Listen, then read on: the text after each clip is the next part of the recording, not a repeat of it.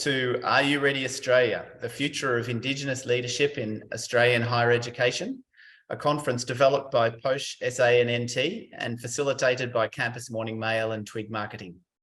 I'm Tim Winkler, and I'll be facilitating this session alongside Conference Chair, Director of Poche SA+NT, Marie Meredith.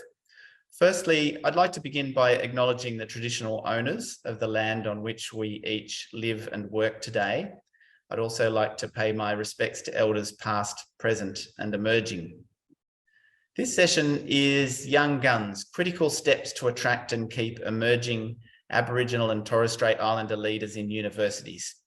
A really fascinating topic, which is of increasing importance to anyone who's been trying to get hold of some of that talent that's out there, because there's some great talent, but increasing demand for Aboriginal and Torres Strait Islander staff. So we're talking to three really interesting HR professionals about their perspectives on how to attract and retain staff and join us. So we're joined by Gillian Bromley, Vice President, People and Chief People Officer at QUT, Josh Long, First Peoples Employment Partner at Griffith University at the Nathan campus today, and Deanne Hanchant-Nichols, Employment Development Consultant with Uni SA.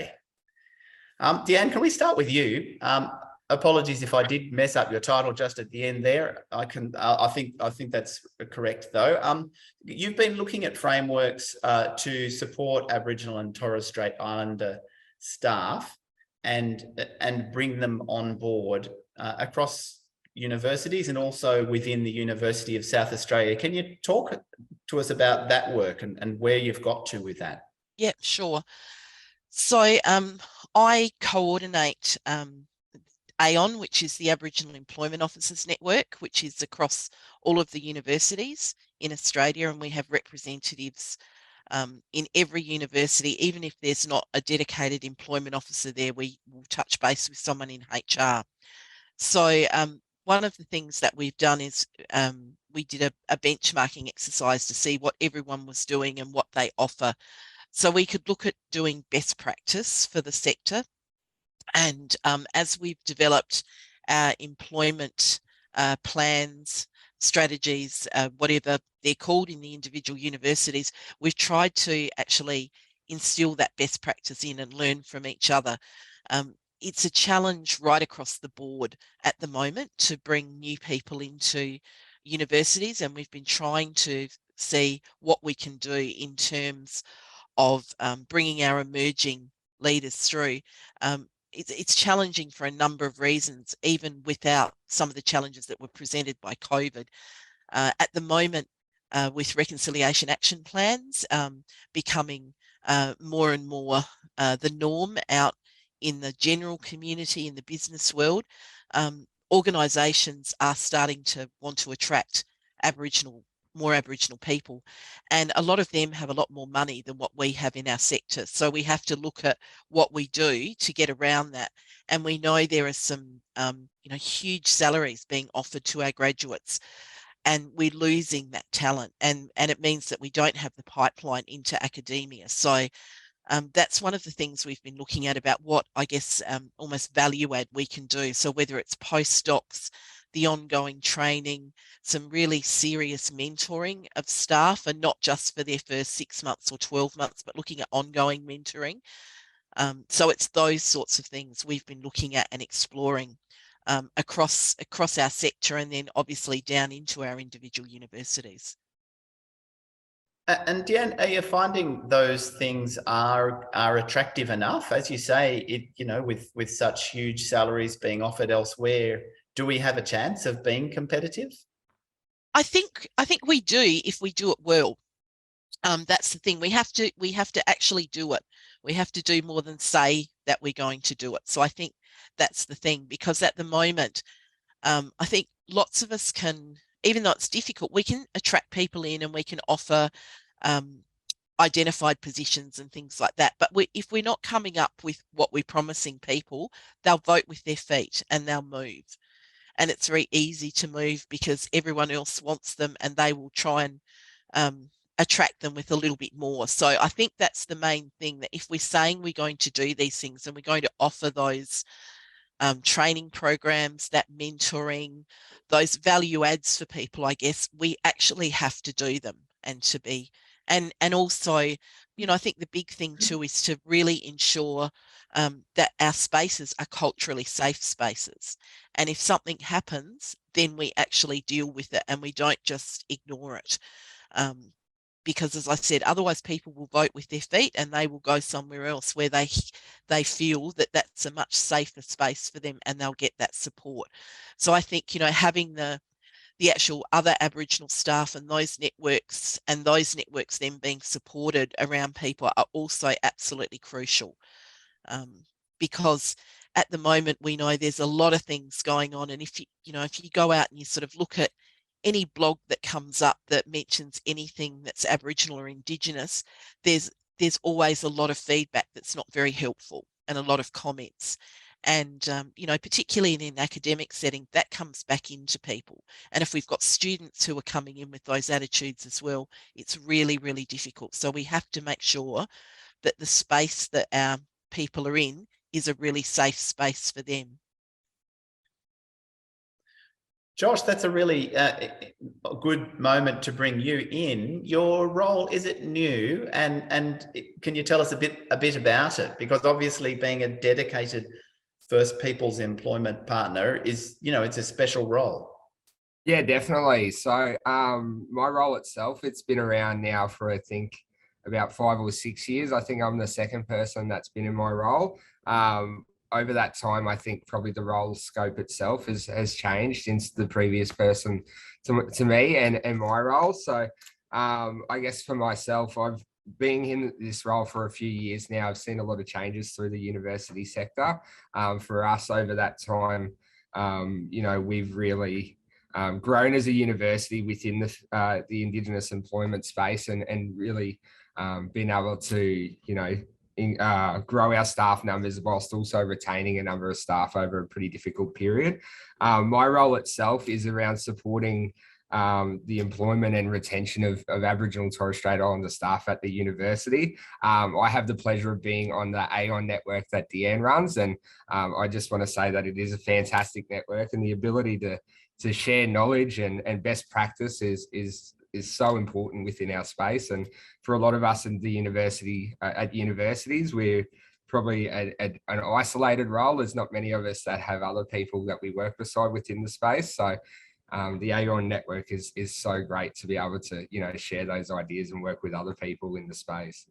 I guess for me at Griffith, the implementation of you know, key staff within senior roles has really helped us at the university, and it's really helped us grow.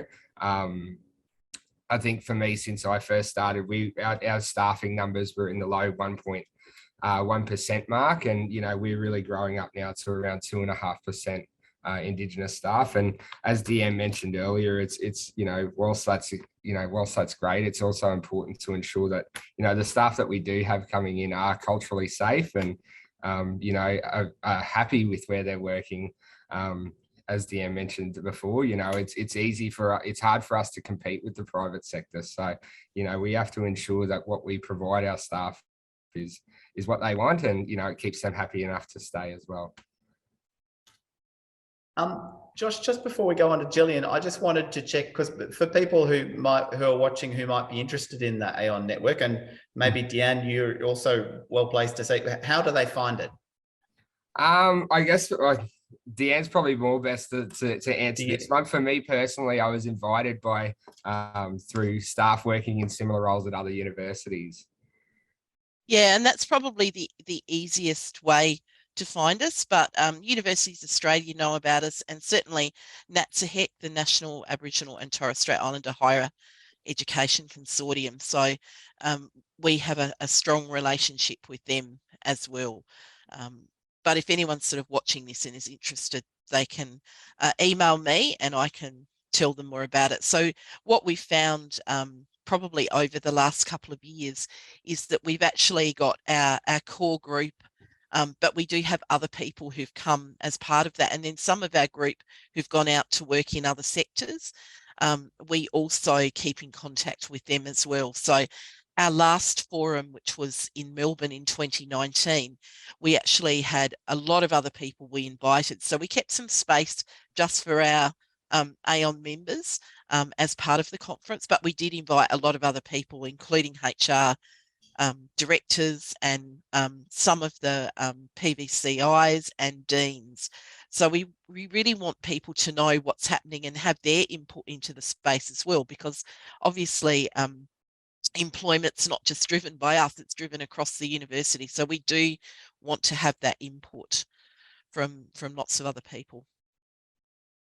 Great. Now, Gillian, it's great to have you here. I really would love to hear what's QUT been doing in this space, and how you would tell. We talked the other day, and you talked a little bit about how you had started to move into working in this area as part of your overall portfolio. So can you tell us a bit about that?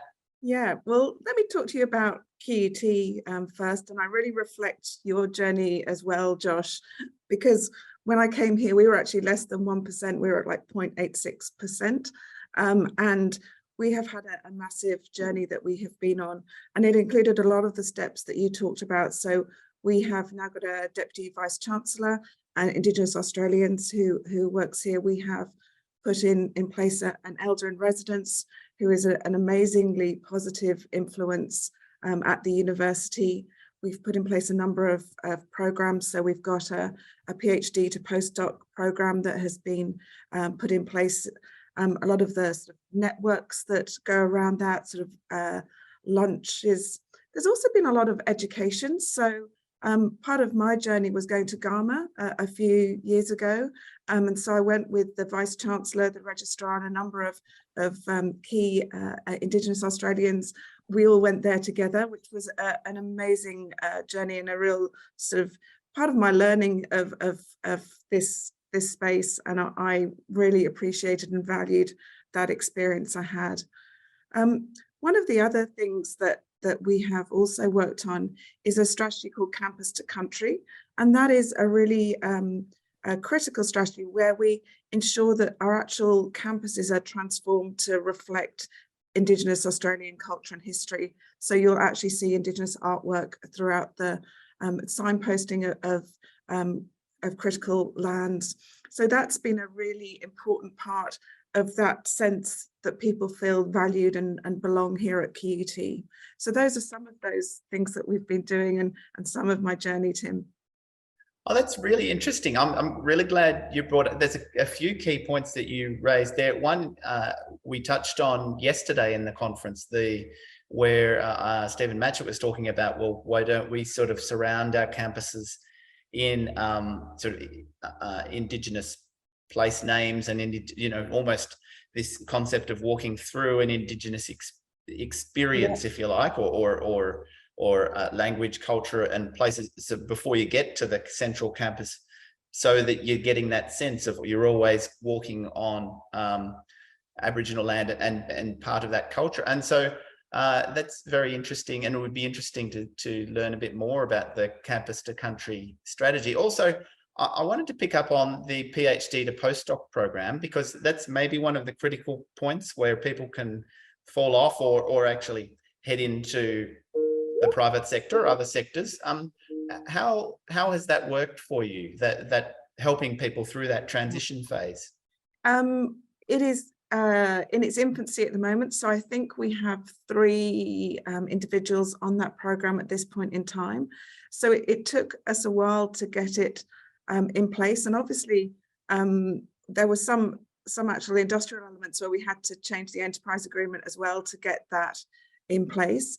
But from our perspective, it's about how do we create that pipeline and really build our own. As Deanne said, it's incredibly competitive market, and particularly competitive for academics in this area. So this was a particular way of, we tried to build our own people and create that pathway through to academia.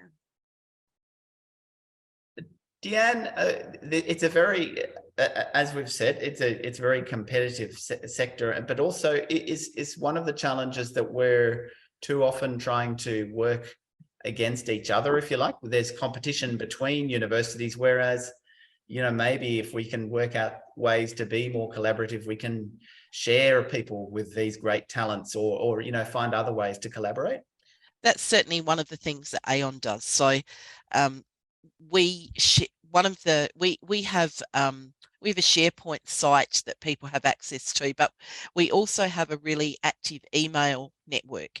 And as part of that, everyone is encouraged to send out to everyone else their jobs, and we will share them on the network. We will share them with our local networks, with our staff, because that's one of the things we absolutely do believe in.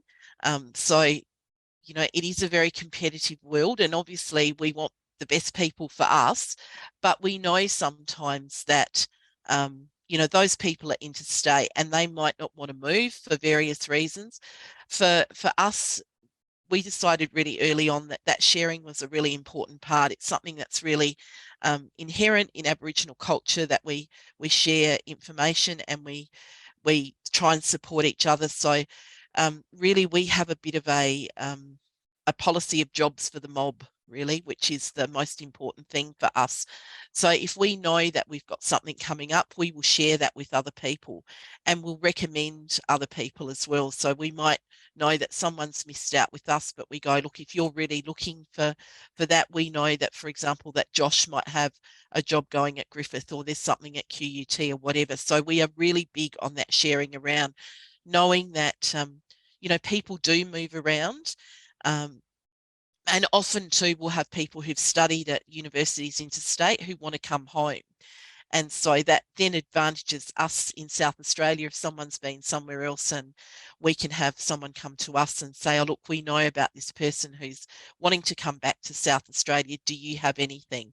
Or, you know, does one of the other universities have anything? Because getting people into the sector is probably, you know, one of the first things really important, because once they're in the sector and we've got them and we can support them, that's helping us in many ways, including just teaching and bringing through other students through into the sector. So yeah, I think, you know, obviously we are a little bit competitive at times too, but the big thing is about making sure that people have got roles and got jobs, because ultimately that benefits us all. Josh, we've had a couple of comments along the way about culture and the importance of workplace culture, it being safe and hopefully positive. Obviously, not every area of every workplace is going to be, you know, positive, at least. What steps do you think are going to actually work? In the past, we've said, oh, well, we'll send everyone to a half-day training course and then everyone's ready to go. I think there's a general recognition that that doesn't work anymore. Of course, that's maybe a good start, but, you know, that doesn't create culture on itself. Where do you go with that, and how do you work around that sort of cultural question? Yeah, definitely. And I think you raised a really good point there around, you know, doing once-off training and, you know, that just being it. I think the important thing to raise here is that it's continual training, continual support for all staff across the university, whether that be Indigenous or non-Indigenous. You know, I think we're in the middle of rolling out our cultural competency training here, in which we are doing both an online training set of training modules, and then also tailored face-to-face training workshops as well. That'll be, you know, focused on different areas around the university. So for instance, research, learning and teaching, student support, those sorts of things. There'll be concentrated training on all of those sort of areas. But, you know, just ensuring that, you know, also ensuring that, you know, hiring managers and, you know, supervisors of our Indigenous staff are up to the level that we need them to be. You touched on it before, you know, that, you know, if staff are feeling culturally unsafe, that, you know, more often than not, they're probably going to, you know, they're going to leave, or they, as Deanne mentioned earlier, they're going to vote with their feet. So for us up here, we call it the Murray Grapevine. And, you know, if someone has a bad experience at a university, they're often going to go back to community and, you know, tell everyone in the community about that bad experience. And then, you know, if their cousin or uncle or auntie goes to apply for a job at Griffith later down the track, and, they remember back to that bad experience, there's more likely than not probably going to apply for that job. So, you know, we really need to ensure that all of our staff feel culturally safe. So, you know, I think that really highlights the fact that, you know, all of our staff, non-Indigenous and Indigenous, need to receive constant support and training in this area. And it needs to be continual, you know, like the training, you know, training and statistics and, you know, policies within the Indigenous space are constantly changing as well. So we need to ensure that all of our staff are up to date with that as well. Just on the Murray grapevine, I love that expression. Is there a way that that could be used for, you know, used for good, if you like, for want of a better, you know, can that actually also work to your, as a positive thing for you if you can get that? And will other people recognize that that's a real positive? Definitely. And I think, yeah, it goes both ways. So, you know, if people are having positive experiences, or, you know, if Griffith is doing amazing things within the Indigenous community, or engaging the right way, or, you know, all of those sorts of things, then, you know, the feedback back into the community is usually positive. So it is, I guess at the end of the day, it's kind of like a marketing tool that you can use through the university in a sense. But, you know, so you've got to be able to, you've got to ensure that, you know, you're on the right side of that grapevine, and that you are keeping the community happy, and you're doing at the end of the day, you're doing the right thing for your people. So, you know, as Deanne mentioned earlier, at the end of the day, we just want to see, as Aboriginal people, we just want to see our people succeed. So, you know, we want to make sure that they're culturally safe within the workplace as well. Fantastic. We've just had a question come through from the audience, and I should say, please feel free to put your questions into the Q&A section as we go. Deanne, great interest in your network. We just want to repeat the full name of the network. It is the Aboriginal Employment Network. Have I got that right? Sorry, you're muted. Yes, I was, sorry. Yep. It's the Aboriginal Employment Officers Network. So it's AEON, AEON. Great. Excellent. Well, I'm glad we clarified that, because I misheard that myself. So that's very good. And it's obvious that there will be lots of interest in your network over time. So it's great to be able to talk about that today. Gillian, it's one of the challenges in this space is working out, well, how do you attract Aboriginal and Torres Strait Islander staff across a whole range of jobs? So we've seen in other sectors where there are some areas where they will bump up their numbers of Aboriginal staff by getting a whole lot of trainees, and then they have rotated out after a year, and the stats look good, but their outcomes are not necessarily great. How are we going to avoid those pitfalls and try and get people across the pipeline, if you like? Yeah, and I think this reflects again on both what Josh and Deanne have said, that it is about making the place a great place to work for Aboriginal and Torres Strait Islander people. And it's about, in terms of how you achieve that, I think listening is really important. So if I reflect back, when Margaret Shield, our VC, arrived, she ensured that Indigenous Australian perspectives and empowerment and success was absolutely critical to the success of the university. Excuse me. So that was put as an absolute key priority for QUT. Now, that isn't just sort of lip service to do that. I remember when we had our first engagement survey, and the results for the Aboriginal Torres Strait Islander community were 5% below the results for the rest of QUT staff. And so the Vice Chancellor and I went and met with people and talked to them and spent a lot of time listening about what can we do and what can we do better. And 3 years later, the results were actually 18% above the QUT. So I think it is that there are lots of different elements and lots of things that you can do, but the main thing you can do is make that a positive working environment that people want to come and join. I also wanted to tease out where do non-Indigenous staff start with this process? You know, it's often most people think it's great to talk about, but it's often left as a, if you like, an Aboriginal problem. But whereas change obviously only comes when non-Indigenous staff like yourself get involved and start to facilitate change. So how has that experience been for you? And you talked about Gama, but what else do you do along the way? Well, it's been an interesting journey. So in terms of what else we do, I did ensure that we ran black card training for HR when I first arrived here.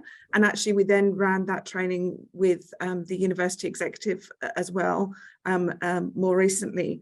But I do reflect back on talking to Anjana Bali-Leach, who's our DVC, Indigenous Australian, and her saying, "You're so well-meaning, Gillian, can you just stop for a bit?" And so I think in my desire to help and do everything I can, I was maybe a little over-enthusiastic. So I think it's a matter of going at the right pace and just taking the cues when you get them. But yeah, that was a very funny time. Deanne, do you find is it easier to find staff for professional roles versus academic? Is there a bit of a split there? Yeah, absolutely, it is. We're slowly building up our academic numbers again, and I think one of the things that we've done over the last probably 3 years is we've had a lot more identified roles that we've brought in. So we've really particularly targeted people for coming in. But in terms of the professional roles, we do find it a lot easier to get people for professional roles in. We don't have as many identified professional roles. There are a few.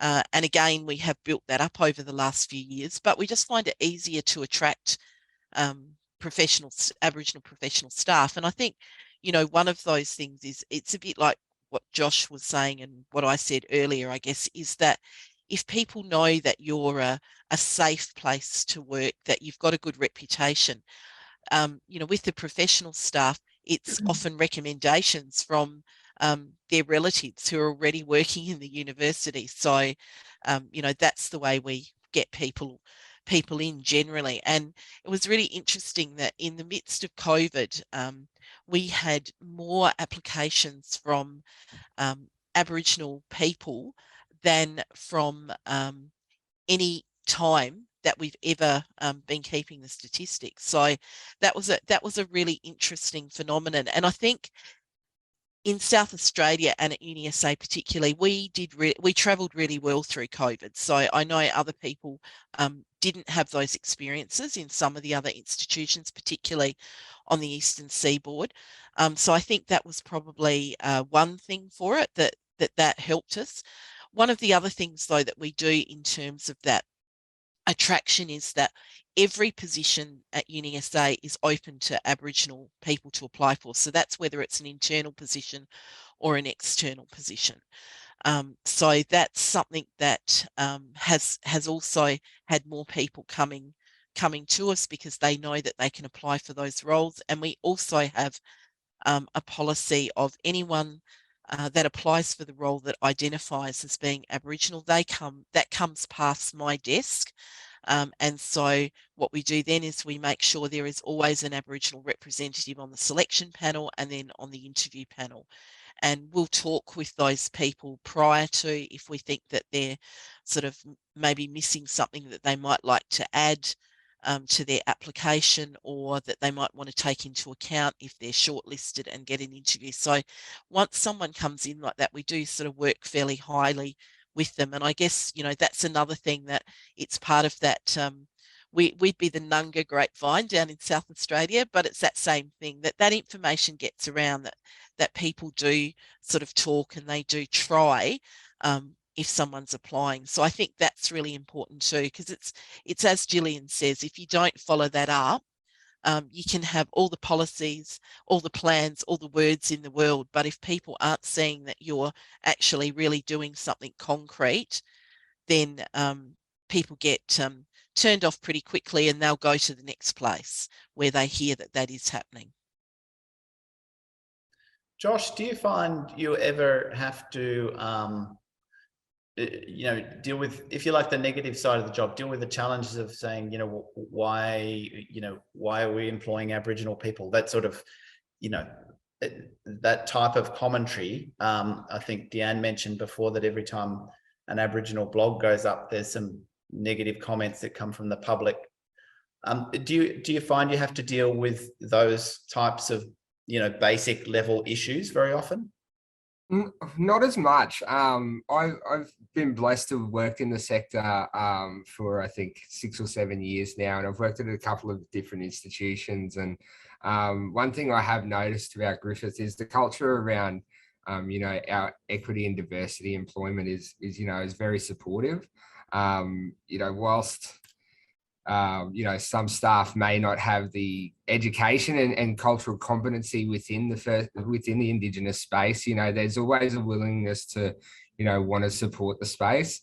I think, there is times where you will come across people that, aren't, I guess, as educated as to why we run special initiatives around, identified positions and those sorts of things. So it's just about helping them to understand, why we have these initiatives and why it is important that we help Aboriginal and Torres Strait Islander people, work at Griffith and those sorts of things. So I'm pretty happy to say that we don't have to have those conversations as much. I think for me personally, it's more about just educating people around why we do these initiatives and, why we need to have a diverse workforce, I guess, at the end of the day. Gillian, do you find those sorts of discussions are, happening every now and again that you have to run into?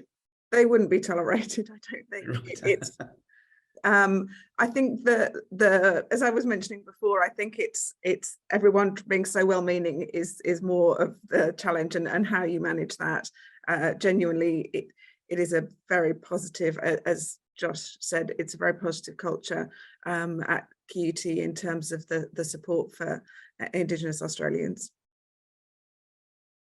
Can I ask also then, looking at the challenges of how do we get more people moving through the pipeline, are there thoughts about how we would look into the future for growing numbers? So, for example, in medicine, they have worked out they want to get more Aboriginal doctors, and so there's scholarships and pathways, and at every sort of, if you like, pain point, for want of a better word, those difficult points of transition, there's extra support and so on. We don't necessarily do the same for ourselves as a sector, do we? No, I think that we're definitely turning our minds to that. Obviously, the first step was the sort of PhD to postdoc fellowship, but also looking at, well, if we get a great applicant, and well, how can we just fast track that? So maybe do an appointment by invitation for a particular highly skilled people that we want into the university. So trying to be very much more flexible, so it's not just a matter of saying, well, we've got this vacancy and we want to fill it, saying, well, who is the talent and how can we get that talent and bring them in, even if it's not exactly the right timing for us or not exactly the right, well, let's bring the talent in. So I think it's definitely having that broader, more flexible approach to ensuring we capture every opportunity we can. Deanne, what's your thoughts on how do we grow the pool? Because I think of, for example, in the student recruitment space for universities, we go and, people are talking to primary school students nine or years more or more before they might actually decide which university they're going to. Do we need to start thinking about the life cycle? And also, do we need to go after more older workers? How do we fill all the gaps and be more diverse? I think both of those really. I think we definitely need to be talking to students in primary school, in that sort of last year or so in primary school, and then early high school, because if we leave it to where, I think, traditionally what's been done is talking to students in year 11 and 12, and by that stage they've already decided what they're going to do. you know, for the most part. So we're leaving it a bit late. We need to be talking to them and having a lot of interaction with students. And one of the things in South Australia is that we have SASTA, which is a student sports academy here, where the Aboriginal students actually are engaged in sports, but also as part of that, because some of the universities support them, they come into university for different parts of their program in SASTA. And so what it does is it gets them used to coming onto campus, seeing those things, talking to people, you know, having presentations from people, seeing other students there. So I think that is one way that we need to make it so it's not as scary for people, I guess. At Uni SA, what we have as well, we have the University College. And so we have 2 programs, and the Aboriginal students will usually come in these days via the Aboriginal Pathways program. And the Pathways program is for people that have probably not finished school, haven't been to school for a long time. So we do get younger people coming through, but we get older people coming through as well. And that's an 18-month program where they can come in and they learn about university. They do they do a number of different courses. And then if they're successful in that, it puts them into the second year of usually the second year of a program, depending on what they want to do. And a lot of that, we find a lot of people come through and they'll want to go into things like some of the health sciences, social work, education. So that's another way of getting, I guess, the older people in. It really does have to be that 2-way, because even now, you know, you still hear all the time people who say, I'm the first person in my family to come to university. So we do have to speak to both ends of the spectrum when it's talking about age. So that becomes more of a norm that, you know, I'm not the first person in my family, you know, I'm just the next in line in my family who's coming to university. And this is what I'm going to do. And then I think really it's speaking to the students once they're in the university, and having staff talk to them as well about the possibility of them staying in the university. Because what I find is that students come in and they have in mind that they're going to do their 3 years or their 4 years, then they've got to go out and find a job. A lot of them don't think that that job might be in a university. So I don't think, you know, I think we need to sell ourselves better too in terms of what we have available, because not everyone wants to be an academic. So we need to say, but these are the other things that we have. So I think that's then having the cadetships, the internships within our universities, our graduate programs, things like that, so that very early on, we're working with the students to give them an idea that, you know what, that place of work might be the university. Gillian, were you wanting to add something in there, or No, all good. No, that's good. Josh, I had a question following on from that, which also follows on from some insights yesterday. We had a student talking to us, and imposter syndrome was a major issue. That whole feeling of, you know, am I really good enough for this job? Do you have to deal with that very often? Yeah, definitely. I think it's something that we deal with within the Indigenous space around, you know, identified positions.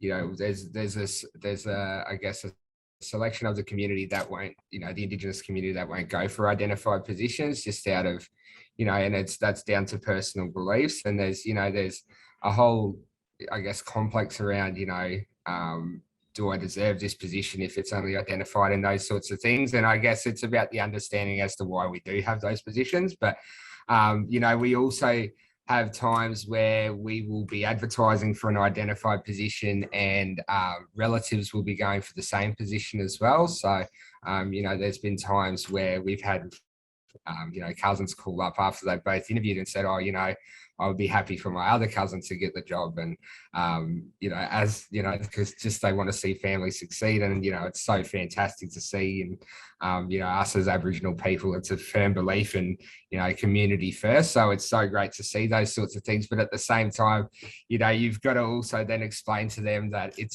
still is a merit-based process. And hopefully one of you two will get the job. And, you know, we'll also provide support to the other one to hopefully get them a job here as well. So there's no having to give up for one family member to the other. So, you know, we do get that stuff at times. I guess in terms of when those staff do start at the university, then it's then about providing them support around, you know, how they can best succeed within their job. So for us, we have mentoring programs, we have leadership programs. We also do an onboarding interview that I carry out. So, you know, when the new staff member first does start, you know, we sit down with them over a cuppa and find out, you know, what it is that will help them best succeed within the position, whether that be working from home, you know, whether they need a laptop or change their hours or those sorts of things. So yeah, just ensuring that when they do come on board, then that they are feeling safe and secure then. Awesome. A question to all three of you. How do you deal with the additional cultural load that comes from being an Indigenous staff member? That, you know, there's no one right answer, but it'd be great to hear each of your perspectives on that. Josh, do you want to start off with that? Yeah, I could definitely start off on that one. I think it's something that we, us as Indigenous staff, always face within the university, especially those of us that are in specialised roles. So, for instance, I could give you a perfect example of cultural loading. I sit on 9 committees here at Griffith, and I don't think there'd be a lot of other, you know, staff here that would sit on 9 committees. And, you know, a lot of the time I am the Indigenous representative on those committees. So, you know, there's always an element of cultural load in these roles that, you know, are specialised and, you know, do a lot of work within the Indigenous space. I think for me personally, I think it's just about, you know, understanding how much of that I can take on whilst also still effectively doing my job. And that's something that I echo to our other Indigenous staff here. It's something that, you know, us as individuals need to highlight it if it is getting too much. And also we need to, you know, staff supervisors also need to be aware of it and, you know, be able to support us and taking a step back if we are taking too much on. A perfect example that we had here at Griffith is we had an Indigenous elder who worked in our Indigenous support unit, who was a traditional owner to our Gold Coast campus, but worked at Brisbane. So he would often get asked to go down and do welcome to countries at the Gold Coast campus, which wasn't a part of his role, but, you know, felt he was culturally obliged to go do it. So it was often taking away for that person's role. And, you know, there was a time there that we had to sort of, you know, not intervene, but, you know, have a conversation to say, you know, what, you know, where's the limit, and, you know, how much of this can you take on as well. And he was under that same understanding, and I think for him, he felt culturally obliged to be continually doing it, as whilst he very well knew that it wasn't part of his role, but, you know, felt pressured into doing it. So that conversation that we had around that, you know, solved a lot of those issues at the end of the day. So just being self-aware, I think, is really important with that. So great answer. Deanne, do you have some thoughts on managing cultural load? I agree with that, and I think you have to sort of really think about that as well, about what you can take on, as Josh said, because there's often a tendency, and especially if you're in a role that people know you and you've got Aboriginal attached to your name, then anything Aboriginal that comes in will come to you. And until we had our PVC Aboriginal and her team, and they've been around for about 5 years now, literally everything that had Aboriginal on it used to come to me. And I used to, you know, I'd see come up on my phone, on my desk, and it would say, you know, university switchboard, and I would go, oh, what now? Because it was literally, if they didn't know where to put it, they would ring me. And then you'd have to, you know, even if you were going, well, sometimes it was things that it was quicker to deal with yourself, even though that took time. But other times you had to go, okay, where's that going to go? So there was that tendency of doing that. But I think one of those things is again about education for the other staff. So where Gillian was saying, where you said, Gillian, that often that's well-meaning that you do those things, but in that well-meaning, you put extra pressure on your Aboriginal staff. So I think it's around education of everyone about whose responsibility things are, and when sometimes there are things that you can deal with or other people can deal with, that they don't have to come to your Aboriginal staff. Because we've had staff, I guess, similar to what Josh was saying about that staff member. We had a staff member who went through that sort of thing because here in South Australia, he was a local man. He was called on to give welcomes. He was called on to do all these things. People would come to him and say, oh, you know, like, just need a minute, just need to run this past you. And it was done with really good intentions because people wanted to be doing the right thing and wanted to check out. But what they didn't realize was just the enormous amount of pressure that put on him. And so, you know, it was talking to him, talking to his supervisors, and then really having some education in his area, but addressing that too across the wider university as we were doing our cultural sensitivity sessions about, you know, it's great. You need, yes, obviously you need to talk to people and you need to check in and do those things when you're wanting to know information on Aboriginal issues. But, you know, try and make sure it's not always the same person or, you know, how you do this, because everyone's just, I need a minute of your time adds up to hours of your time. So I think it is that education, and it's getting that balance, because it's not done because people are being, you know, lazy or whatever, that they're wanting to shift that. They're usually doing it with great intentions of wanting to do the right thing. So it's just having those conversations, I think, about what people's capacities are and what they can take on. Tim, shall I? Yes, Gillian, please. Yes. Yeah.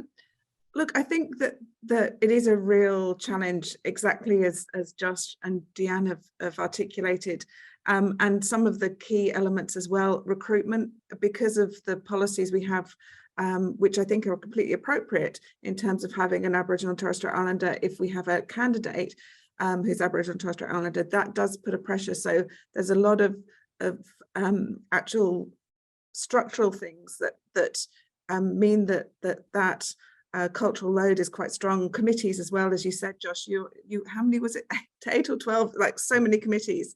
So I think there is a real challenge there. One of the things that we have tried to do, and we're still in enterprise agreement negotiations, but this is sort of publicly available at this point, is that we've tried to ensure that in workload discussions that there is a discussion around cultural load, and so that can be taken into account. So I think it is really critical to try and put some actual systems in place to try and really reflect that load that is on our people. Gillian, that's so interesting. Can I just ask, you know, you're obviously an expert in HR and the HR world. You know, where do you even start in trying to work out how, you know, how to factor that into a job description, or you know, how do you do it? Well, I think so let's take an academic, for example, and if you look at the load between all of the different areas in terms of learning and teaching, and you've got research and you've got leadership and service. So you'd look at the leadership and service and say, well, what is the likelihood in terms of potential interviews that you'll be involved in, and how about committees? Are there some specific committees that you're going to be on? And then try and quantify that, and then ensure that there's adequate time taken for those elements. But that's really the discussion for the head of school and the academic. Yeah.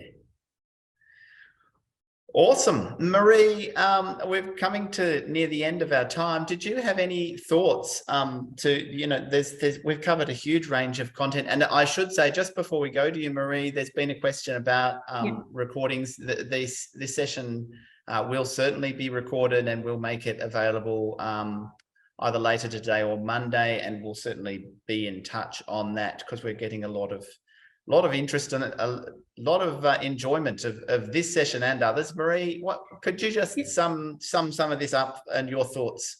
Yeah, look, I just wanted to put one last question to the panel, and it's about when a job is being advertised, it's going, there's a trend towards having non-academic backgrounds. So some of our high-level academic positions are calling for applicants who don't necessarily have a traditional academic background. So what are your thoughts on that? I can have a go first at answering that one if you like.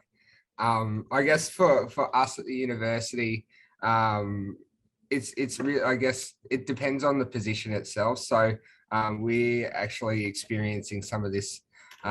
We've experienced some of this recently around academic positions that we're looking to fill that require an element, I guess, of Aboriginal and Torres Strait Islander cultural knowledge. So for us, it's I think within the university itself, it's really tough to find someone with a PhD or above that has a lot of cultural knowledge. And, you know, there is only a finite, I guess, number of academics out there that are very well versed in both of those spaces. So I guess it really comes down to the position and you know what you really need that position for. I think in terms of, you know, if it's a position around embedding cultural knowledge within, you know, within that course or within that subject, I think, you know, I think it's fine to be able to appoint someone who has that cultural knowledge to be able to do that part of the job. So whether it be, you know, they still are working towards a PhD, or whether they're, you know, they've at least completed an undergrad or honours and you know, taking that next step as well. I think if it comes down to, you know, the need for that cultural knowledge, I think it's totally fine.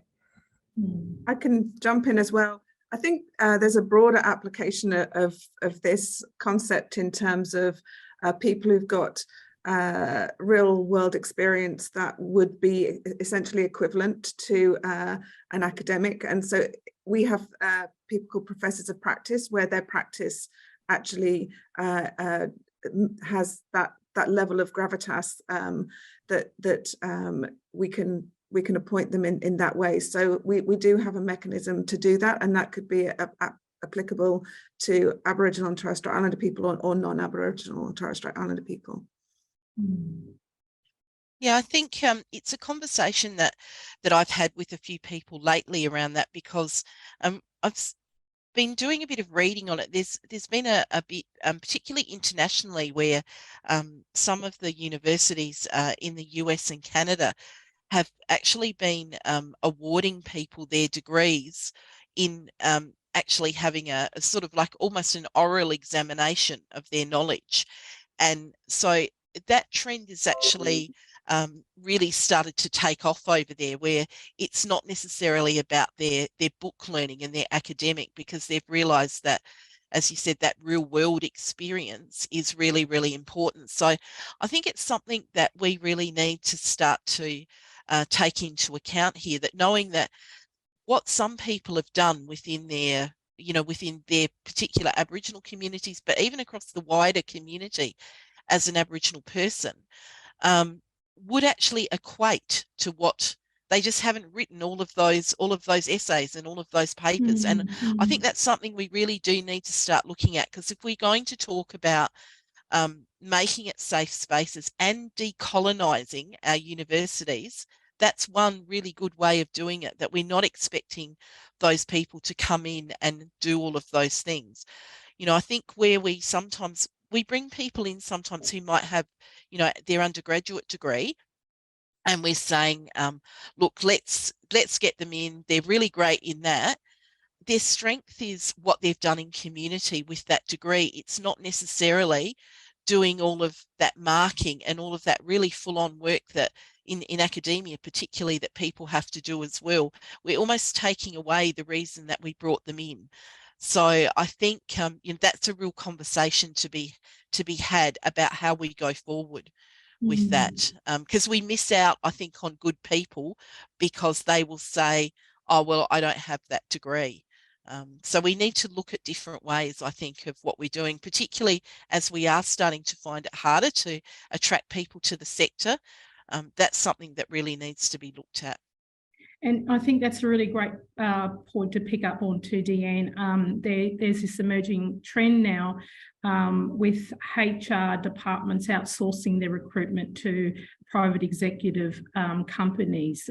What's your thoughts on that, and what's the relationship here with HR departments and executive search companies trying to source the best, Aboriginal and Torres Strait Islander talent in the country?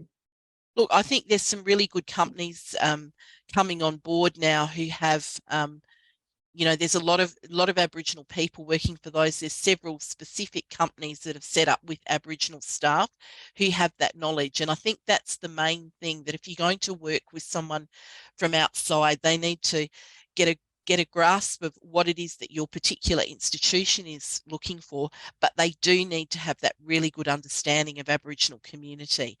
And what constitutes that sort of work that you need within, because I think in the past where agencies have been used, there have been issues where they haven't really understood either the sector really well or what the sector's looking for. And that's changing, which is really good, with all of these organisations coming on board now who actually really have that specific knowledge within their agency to then work and to go out in communities and know who's in the community and what they do in the community. So I think it is changing, and I think that's probably a good way of actually starting to source some of that talent.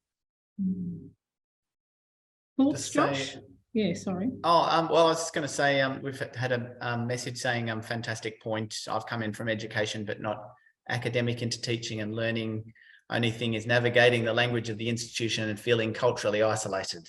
So now we've just got about a minute, and then we'll probably have to wrap up if that's okay, because we're just running into the next session. Okay.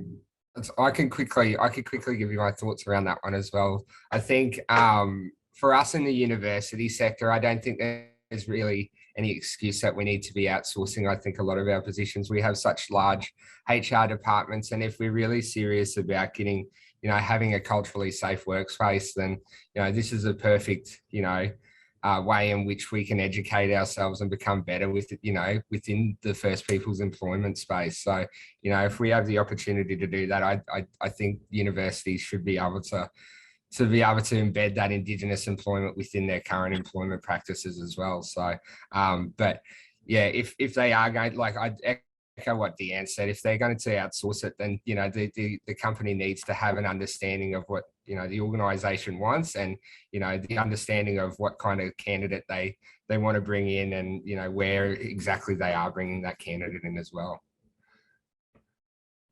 And I'll just jump in. Look, I think there's room for both. At the end of the day, the normal course of action is that you try internally to recruit.